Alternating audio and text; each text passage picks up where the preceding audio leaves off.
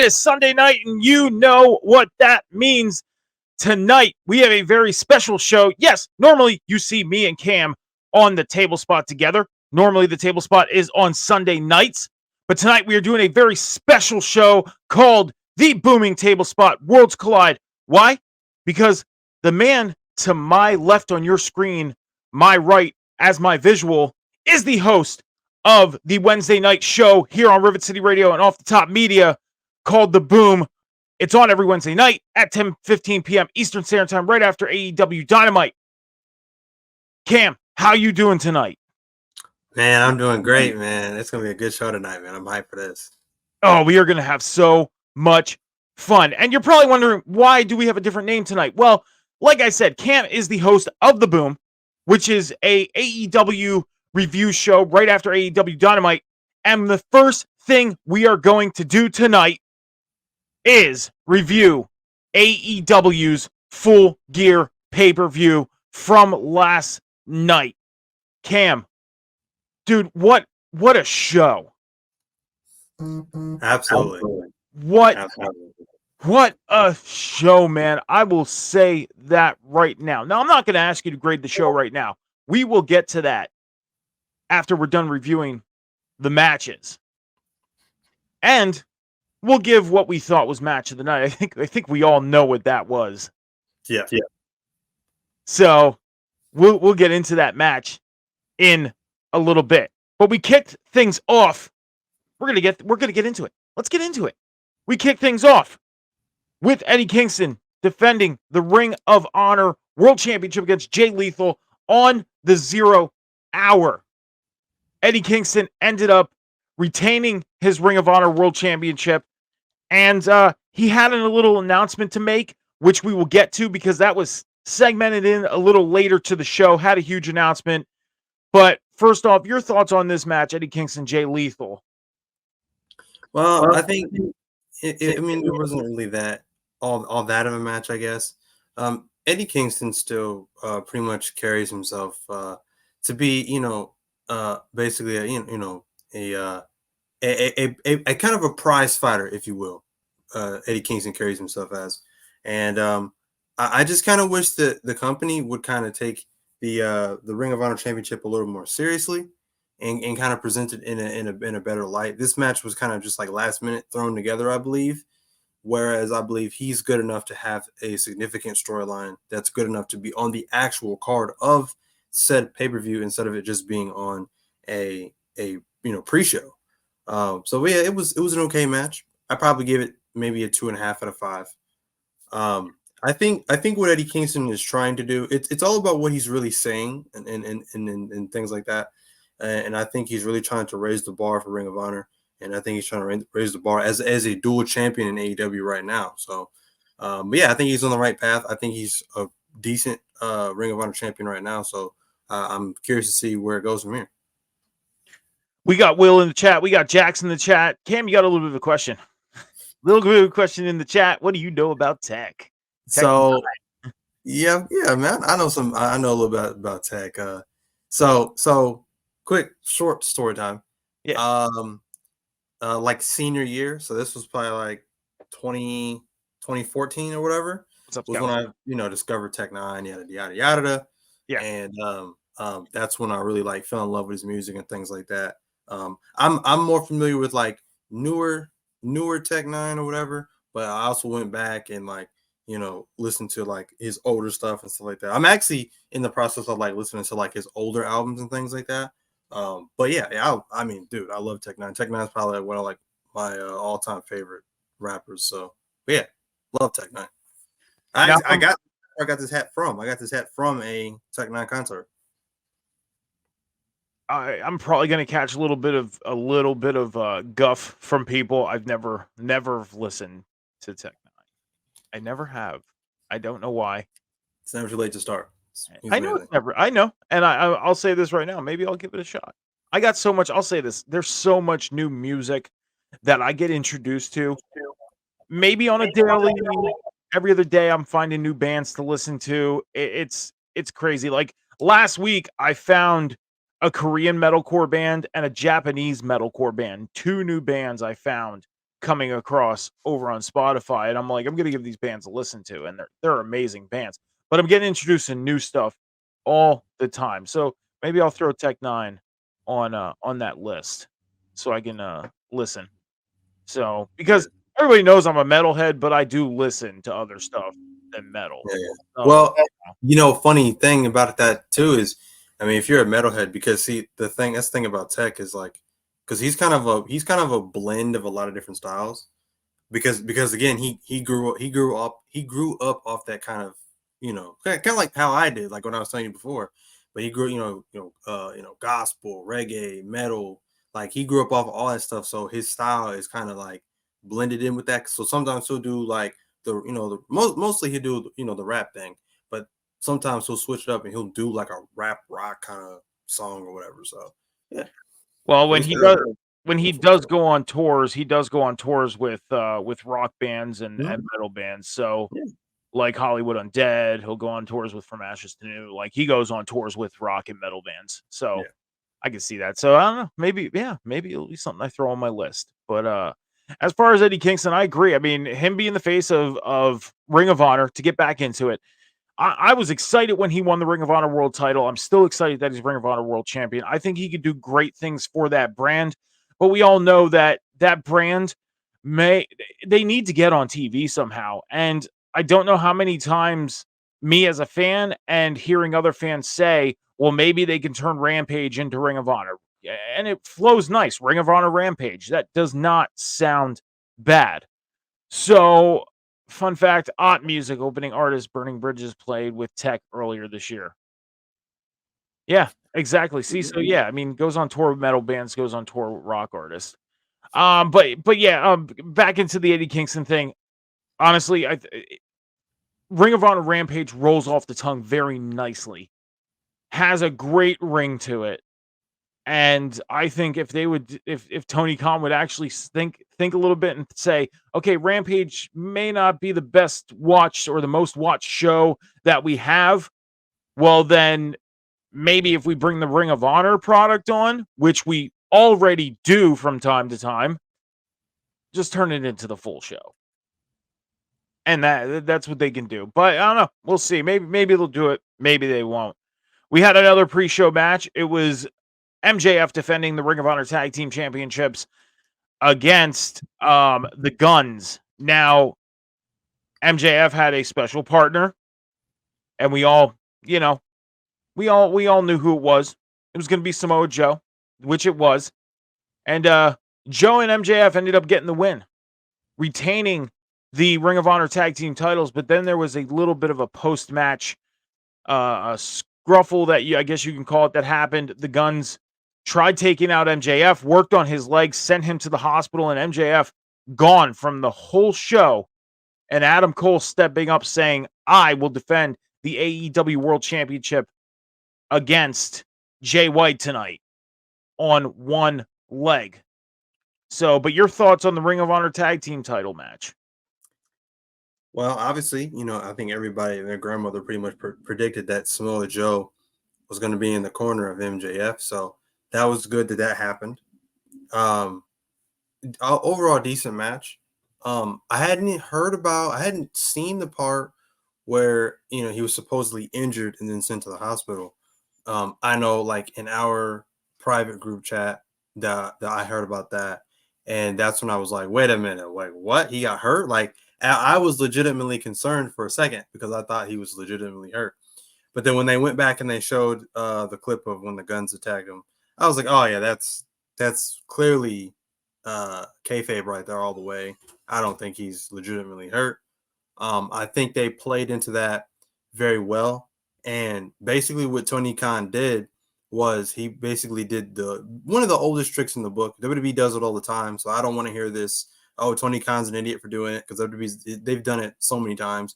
But he did the old trick, the old bait and switch, where you know someone supposedly gets hurt in said match, gets carried out from ambulance by the refs to the back, whatever, and then the match goes on or whatever, and then said wrestler who got hurt comes back out. They storm back out through the curtain. They're limping, yada yada. The crowd goes wild. It's the old bait and switch pop. WWE's done it a million and one times. Tony Khan added it. He added an extra little bit of spice to it with the ambulance and all this stuff like that. And then with the changing of the main event and having Adam Cole challenge Jay White in the main event for the world title was vastly different because that was the main story of the rest of the night. Even I'll even admit I thought it was dumb at the moment because I was just like, wait a second, like Adam Cole's still hurt, as far as I know. So I don't know how that's going to play out. I don't know if this was worth $50 to witness a man come out on crutches to challenge someone who is fully healthy in Jay White, but we'll see how this plays out. Now, initially, I was thinking to myself like, Cole could, initially be more. It could be healed up more than we know or whatever. But we'll get into that a little later. But overall, I thought this was a decent match. And like I said, the old bait and switch at the end, I think it played out pretty well. I'll say this, just to piggyback off of what you said. You sit back and think like, man, now they're switching our main event. You have a guy that's on crutches, is supposedly injured. I mean, right now, as we see it, he's injured. And backtrack. If Adam Cole is legitimately injured, which it seems to be, they are doing a great job keeping him involved in the storyline while he's out of ring and out of action. If Adam Cole is not injured and it's just part of the story, then they are keeping you highly interested in Adam Cole being involved in this story. Because you got to think, the main story is Adam Cole and MJF, but they took us off track a little bit. They got us focused on MJF and Jay White. They're going to get us focused on MJF and Samoa Joe. Then next, they'll probably get us focused on Samoa Joe and Wardlow or MJF and Wardlow. It almost seems like it's that path of MJF is going through these guys, and then the ultimate is probably around Double or Nothing. We're going to get MJF and Adam Cole again.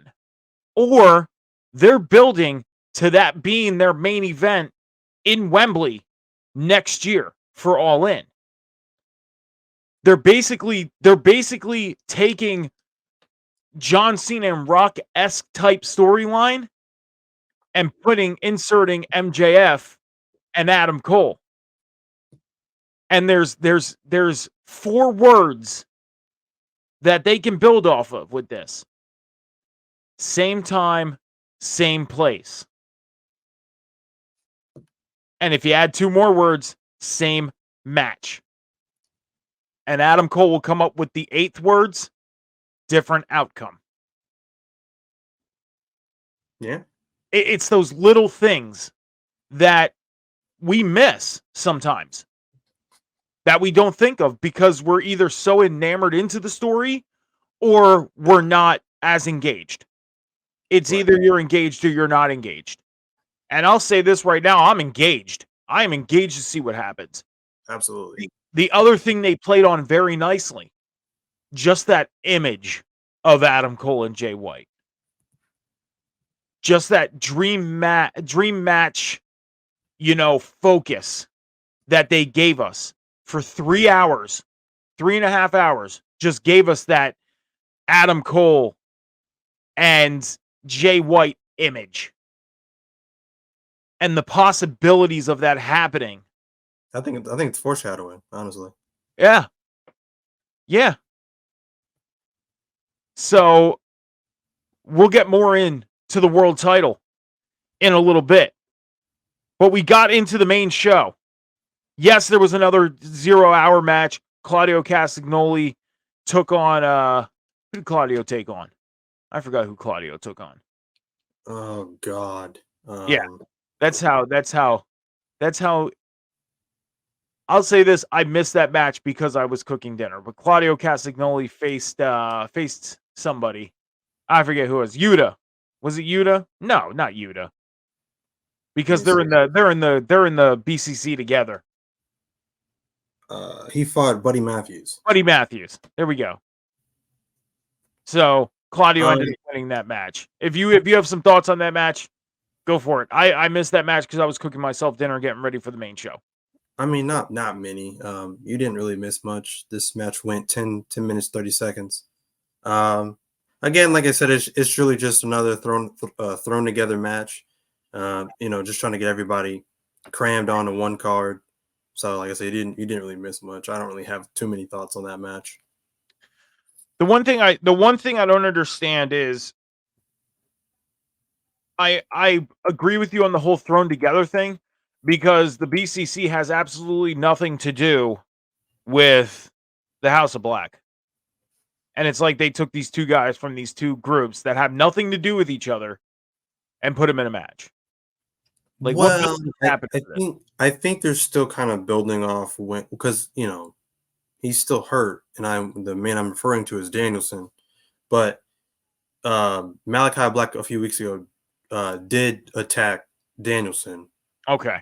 so they're kind of building off that, but it's more Malachi and Danielson, not House of Black and BCC. See what I'm saying? So Yeah. they're kind of playing off that. So this match is kind of serving as the side quest until Danielson is healed, and then we get into the meat and bones, which is really Malachi and Danielson.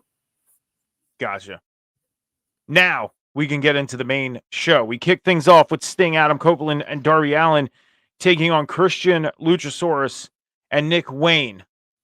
Now, my question was why are they kicking off with this match? Like, there's been so much focus and so much story build around this match to where I thought maybe this match will be later on in the card, but they decided to kick it off with this match. So I have some thoughts on this, but what's your thoughts on this match? Well, first of all, the Christian Cage stable apparently has a name now, the Patriarchy. I didn't know that till just now. Um, but no, I think I think this was the right thing to kick it off with. It got the crowd invested into it. Obviously, um, there's still a lot of story to be told. I feel like, especially with Christian Cage and Adam Copeland, because that's the main portion of this storyline.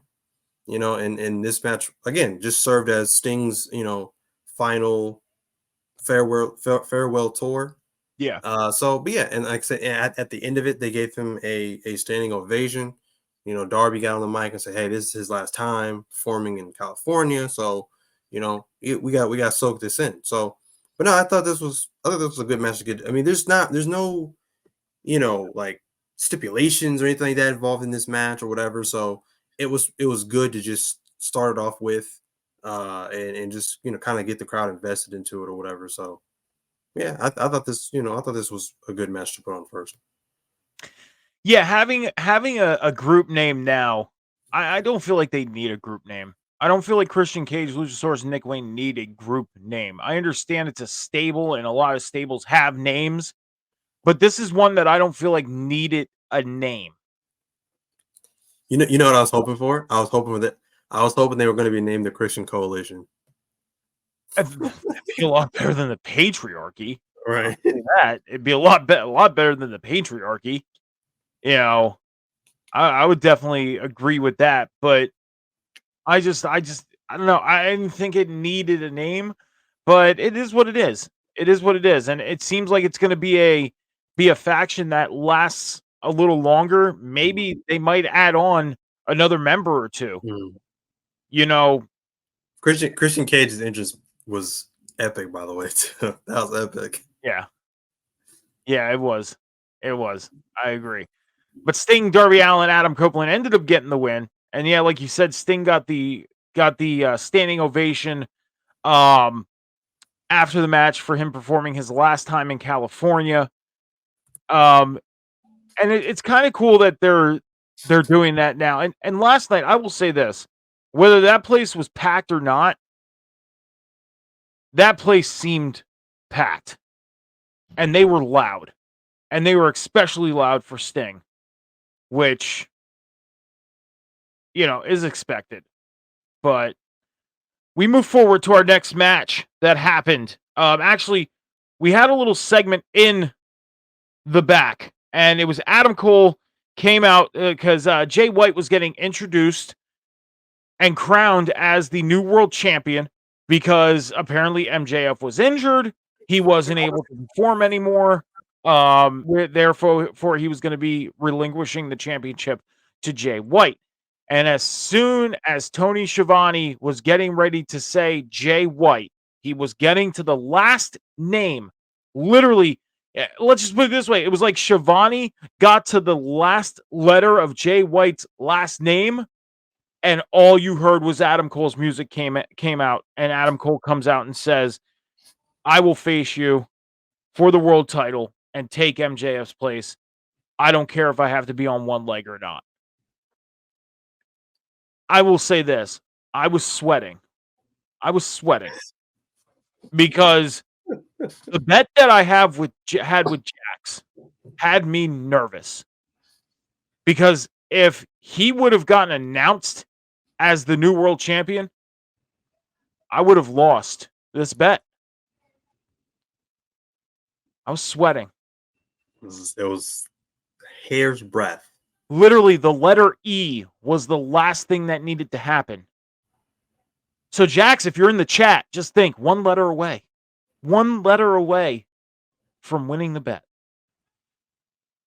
It would have been a, a cheap win, but still would have been a win. But we got Adam Cole accepting and saying that he's taking MJF's place, and that we would get Adam Cole and Jay White in the world title match later on in the night. We move forward to another match. The International Championship, Orange Cassidy defended against Jon Moxley. Now, the obvious to this was Jon Moxley was going to win because of the fact that, he got injured in his match against Rey Fenix. They had to switch the script and have Rey Fenix win it. Orange Cassidy ended up winning the title from Rey Fenix, 3 weeks later? But Orange Cassidy's thing was, if I don't beat Jon Moxley, then I don't feel like I really won the International Championship again. But Orange Cassidy, what did he hit? Like 7 orange punches, like 3 beach breaks.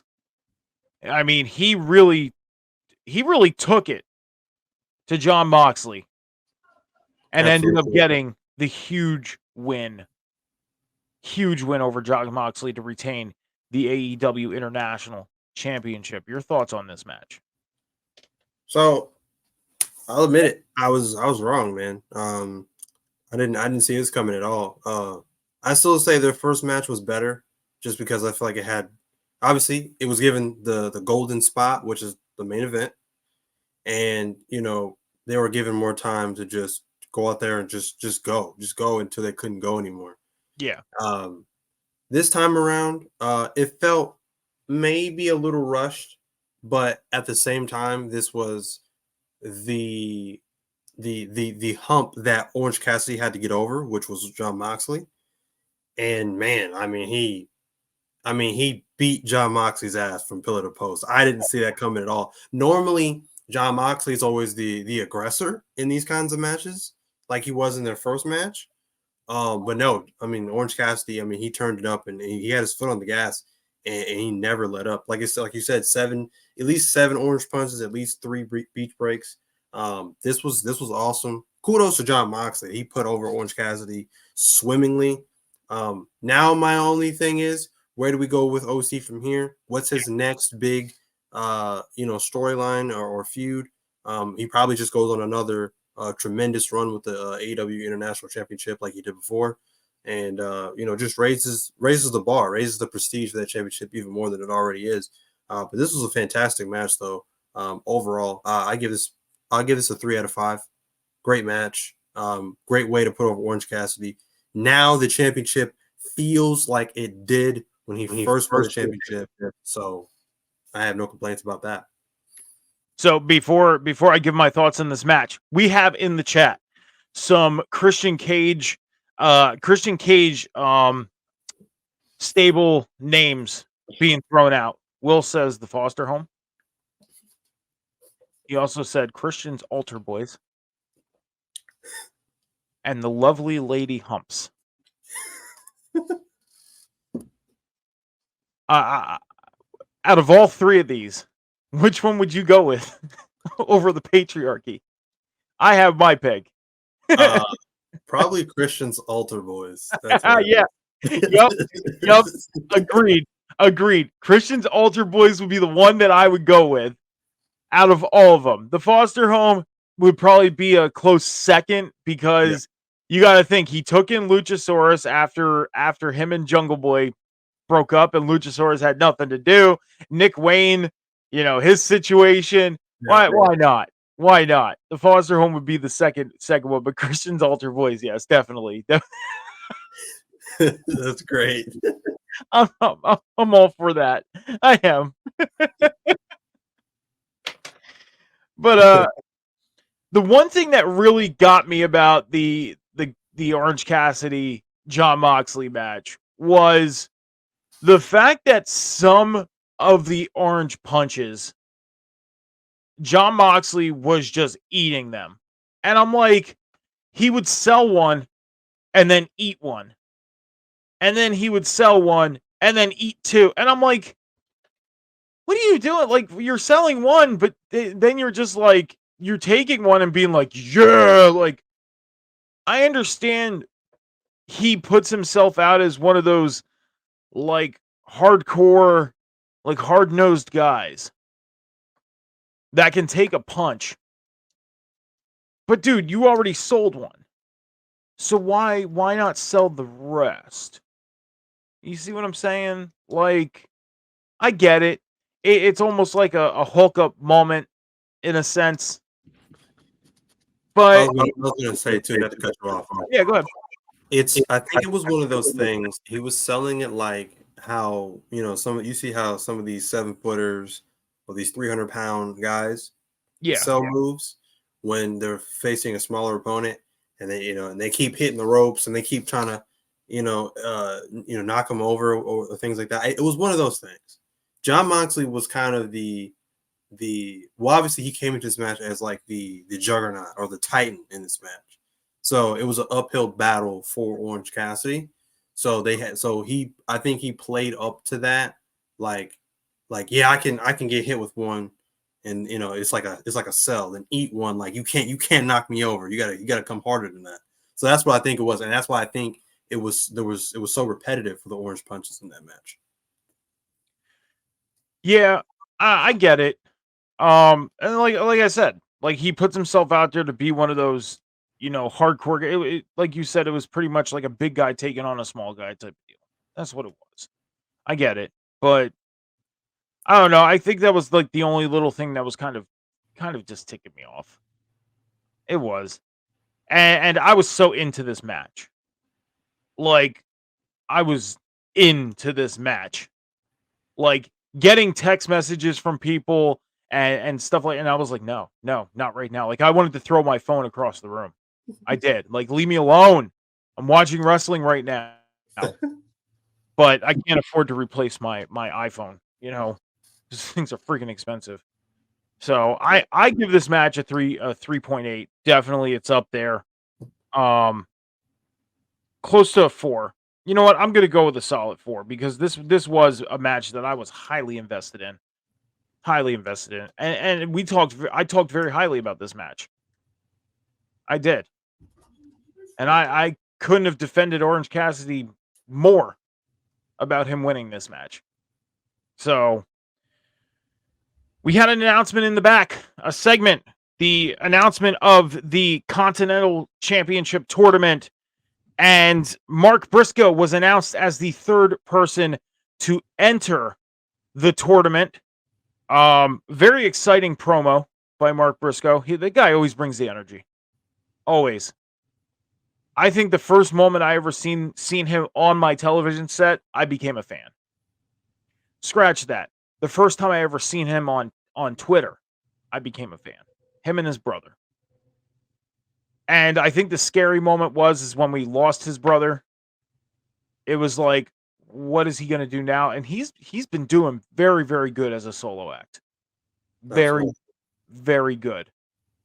So, hats off to him. Great energy. Hopefully he gets past the first round. Hopefully. Because I'll say this right now, with how that tournament's panning out, I wouldn't mind seeing an Eddie Kingston and Mark Briscoe in the finals of this tournament. Banger. But we did get an Eddie Kingston promo. I'm going to skip to that because this promo happened after the next match. Eddie Kingston announced that he will be defending both his championships in this tournament as the tournament goes on.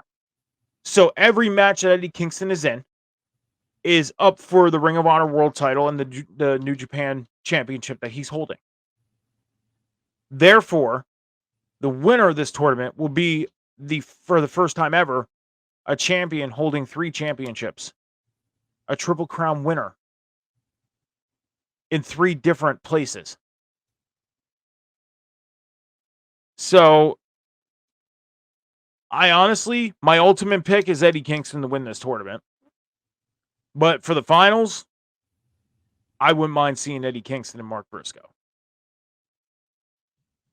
If you had to pick between the 3 guys that are in this tournament right now, Mark Briscoe, Bryan Danielson, Eddie Kingston, who would you be leaning more towards?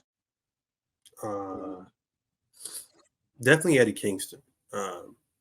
Danielson's out of the question. Danielson he has enough. He's had a hell of a year, and it's not going to hurt him to not win this tournament. He's fought the likes of Okada. He's fought the likes of Zack Sabre Jr., some of the best in the world right now.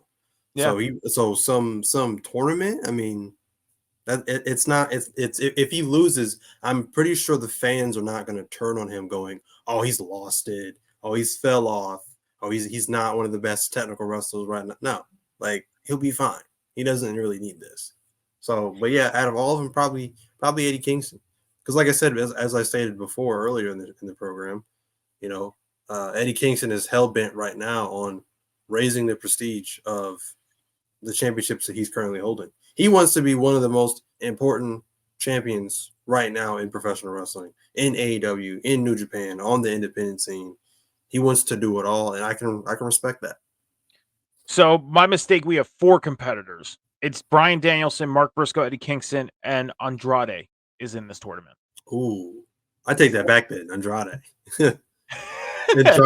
Andrade, I think, needs it more than anything else. I said this before. He's never on the pay-per-views. He's kind of hidden away. He's doing his thing on Collision. They're going in the right direction with him. He's got CJ Perry in his corner now. I think that's a great addition. That makes him look like $1 million. So they're going in the right direction with him. Now it's like they need to capitalize like now. So he had some setbacks with the injury, but injuries happen. It's wrestling. But that could see, if they hadn't have picked up and pushed him in the right direction on Collision, that injury, I think, could have stunted his growth so much to a point where he eventually would have just been out of AEW completely. As soon as his contract was up, I don't know his contract situation. As soon as his contract was up, I think he probably would have walked. So, but they did a great job. I gotta give them a round of applause because they picked up right where they left off with Andrade and turned it up a notch after his injury return.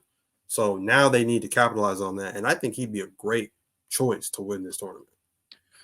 I will say this one thing before we move forward and get into the next match. To the understanding is this Continental Classic tournament, the championship is going to be an official added-in championship that will be defended.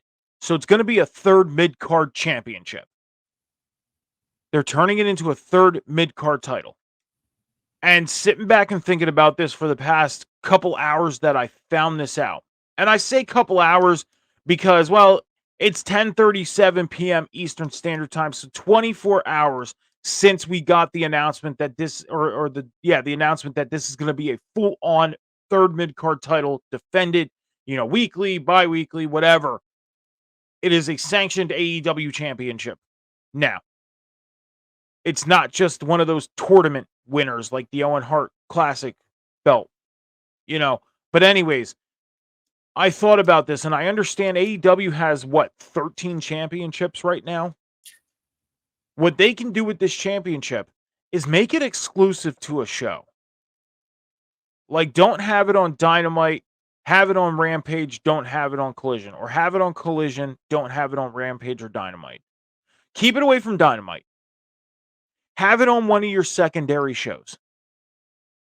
Because when you look at Dynamite, the world title, TNT title, international championship, women's world title, TBS championship, tag team titles, Ring of Honor championships are all focused on Dynamite. Yes, once in a while on Collision and Rampage, we get Ring of Honor championship matches, we get TBS championship matches, we get TNT title matches.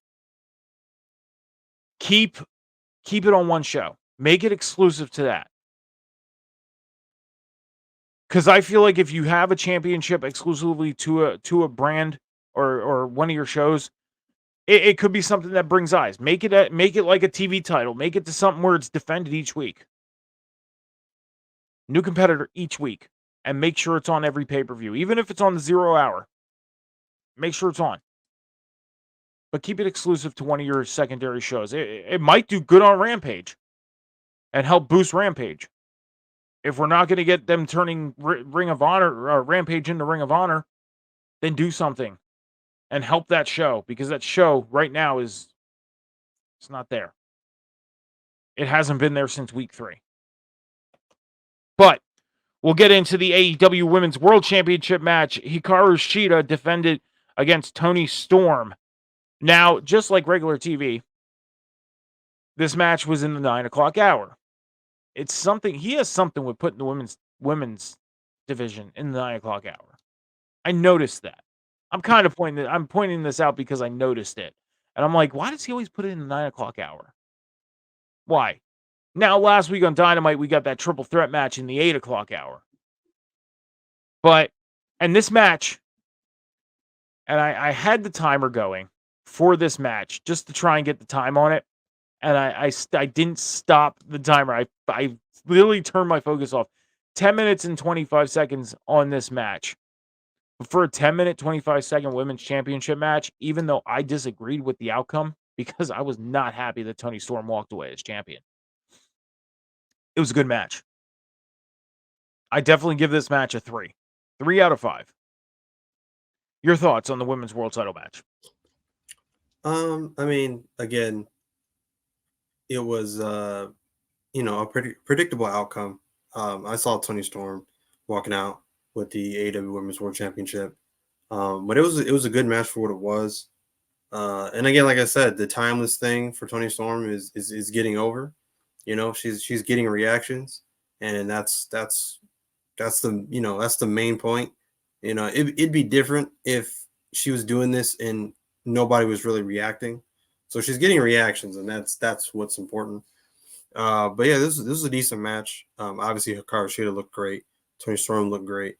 The only thing I didn't like was, the ending. The ending just looks kind of silly because she ran to the corner to do the hip attack, but Hikaru Shida wasn't set up yet, and then she stopped in her tracks, ran back to the side of the ring, and then ran back and did it. So that was that kind of ruined the impact of the finish for me. But other than that, though, it was a pretty decent match, predictable outcome. But yeah, so I'm curious to see where Toni Storm goes from here. Obviously, I think it's well deserved for Toni Storm. She's worked hard on everything she's done this year. So yeah, we'll see where it goes from here, though. I give it a solid 3 out of 5. And you're telling me Aubrey Edwards went blind in that last 2 minutes when there was a piece of metal sticking out of Toni Storm's ass? I mean, she's standing right there. I don't know how she didn't see anything. It that honestly aggravated me too a little bit, because who was it? I think it was Taz. No, who was it? I think it might have been Excalibur. Yeah. And he was literally like, "Oh, the ref didn't see it." How? She's standing right there. Yeah. I that was so that thing kept sticking out. There was 3 or 4 occurrences where that thing kept sticking out, and I'm like, Aubrey, you're right there. You do not see that thing sticking out of her backside. Seriously. It's like she put blinders on and was like, oh, this is just part of the match. I can't see this. Come on. I'm sure they could have came up with a different way to end that match and probably ended it a little better without that little Like, oh, I'm gonna run and then stop at my tracks, go back, fix my ass, and then do it again. I I would have liked it to end when she got hit with the shoe behind, because obviously that made more sense because it was behind the ref's back. Yeah. She could have did that, then Yep. picked her up, hit was it Storm Zero, one, Yep. two, three. We didn't need that ending that we got. So also, there was another part of the match I thought was goofy too, was when the guy that she's with, her butler or whatever the guy is, Yeah. uh Luther. yeah, so Luther was on the outside, and I guess he's trying to stop Hikaru from hitting Tony Storm with the kendo stick. He obviously botches that because he didn't like necessarily stop her. He like missed completely, and then from there, he like tried to grab it from her or whatever, but then she ends up turning around, and then she starts wailing on him with it. And again, this is all in front of Aubrey's eyes. She's standing right there, just watching it, looking goofy, and it's like, huh? What is a DQ? What is allowed? What is not allowed? I'm not sure, but yeah, that was kind of goofy too. Yeah. I think that ending would have been better with the shoe thing. It would have. And yeah, it would have taken what 3 minutes off the match, but who cares? Right. They got to the point, they got to where they needed to go because, like you said, it was an obvious thing. Tony Storm was winning the women's world title. It was an obvious thing to all of us. I was just hoping Sheeta would have had a longer reign, you know. And the question was lying out there on social media earlier today. I came across it that when are they going to give Sheeta a proper women's world title run? Her world title run during the pandemic was a proper one. She held that belt for over a year before losing it to Britt Baker. Like, was that She, not a noticeable women's world title run? she Like, was she was the Drew McIntyre of that era. yeah, yeah, good point. Definitely good point. Before we move forward here and get to our next match, just to let y'all know, head over to patreon.com/Rivet City Radio. Check out all the great content going on Patreon's, the patreon.com Rivet City Radio site. Also, to make sure to head over to both Off the Top Media and Rivet City Radio's Twitch and YouTube channel. Hit that follow button, hit the subscribe button, and check out all the great content going on both networks, like Hamji's Boom, Table Spot, Rivet City Red Zone. Sorry for the interruption. Ringside Chatter, Botch and Chair Shots, which is on way before, right before us tonight, and so much more. As we move forward, we're going to get into the next match, the tag team title matches. We got some comments real quick because Aubrey Edwards, it wasn't about her, and she is used as a transitional champion. I'm not happy about it though, and hopefully she ends up getting a better world title run.